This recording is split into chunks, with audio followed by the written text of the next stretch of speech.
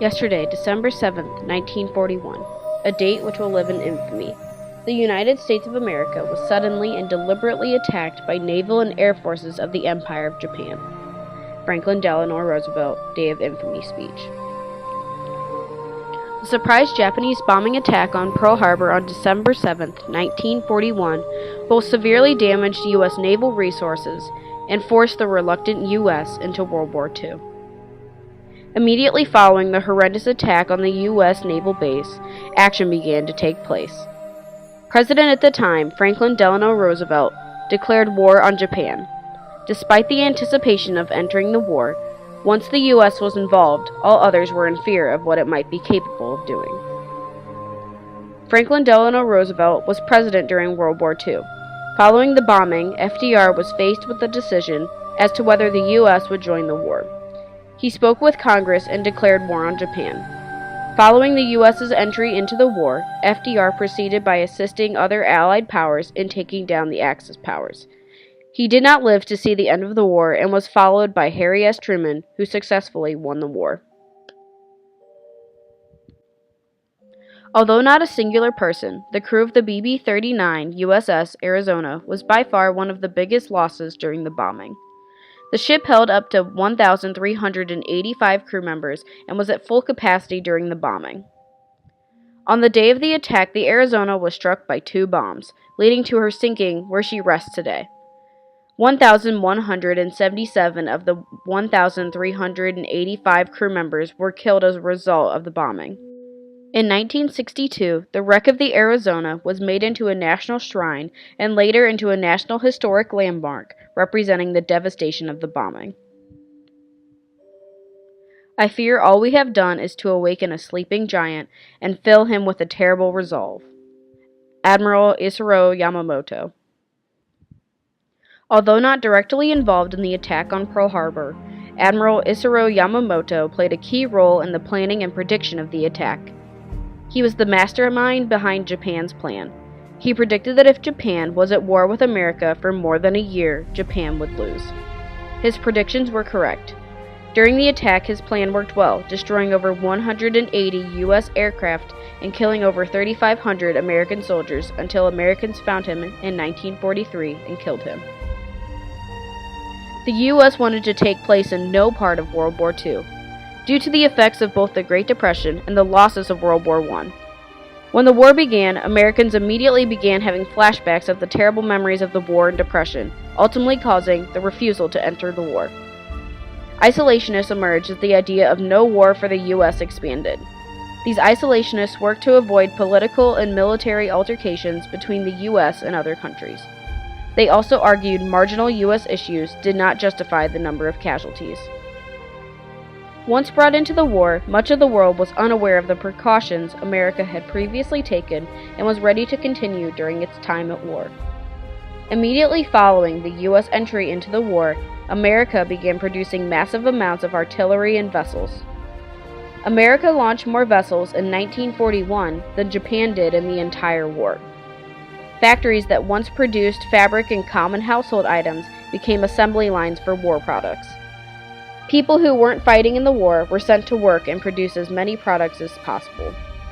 These people included women, African Americans, and even Latinos.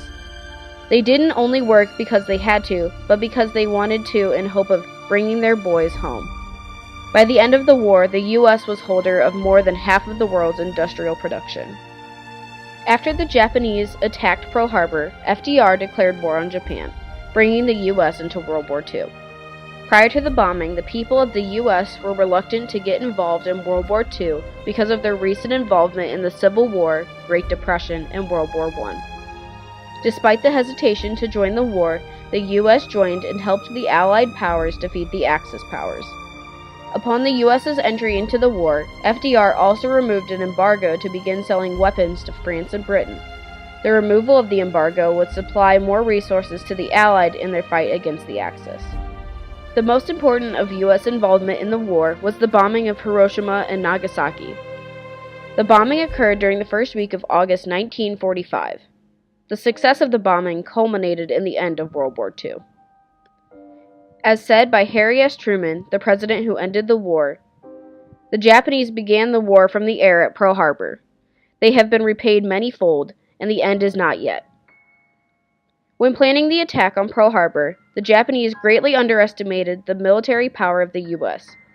The U.S. had double, if not triple, the firepower Japan had at the time the attack was to happen. This included guns that could shoot well over 15 miles and could destroy towns single-handedly. Some were skeptical about the U.S. and their capabilities, especially Admiral Isaro Yamamoto.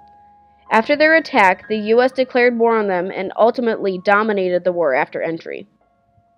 However, the U.S. was just as unaware of Japan's naval power, and the attack was completely unexpected.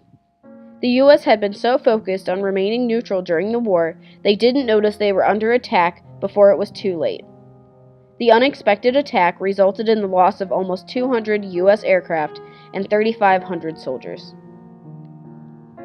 Before the attack on Pearl Harbor, most Americans were against the idea of the U.S. joining the Allied powers in World War II. This idea of staying neutral and avoiding any contact with Europe or Asia is known as isolationism. However, immediately following the attack, Americans were set on joining the war and fighting for their country. All American targets were pointed at the Western Hemisphere, especially Japan and China.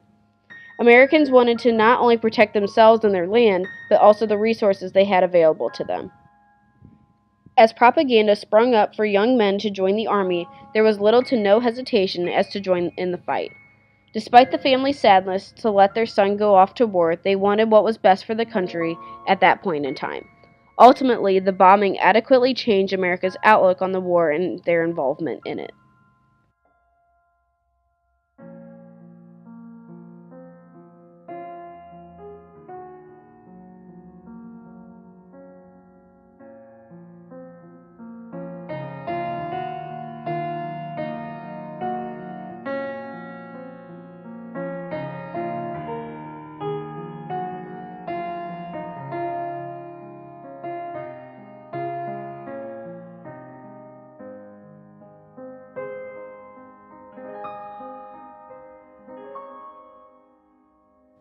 Following the U.S. entry into the war and damage it produced worldwide, the war ultimately ended when the U.S. returned the favor in bombing both Hiroshima and Nagasaki, Japan. What had once brought the U.S. into the war also resulted in the end of it.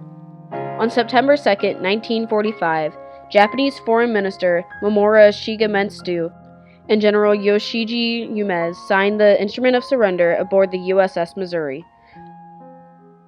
Alongside with the Treaty of Paris, the document ended World War II.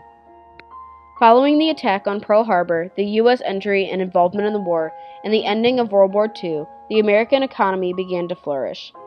After almost half a century of fighting, whether it had been in World War I, during the Depression, or in World War II, America finally could focus on itself and its own growth. After the war ended and the economy grew, new jobs were offered to all in America. Whether returning from fighting in the war or were a mother, there was a job to be done. Some of the biggest advancements following the war included the restocking of the U.S. arms and technology.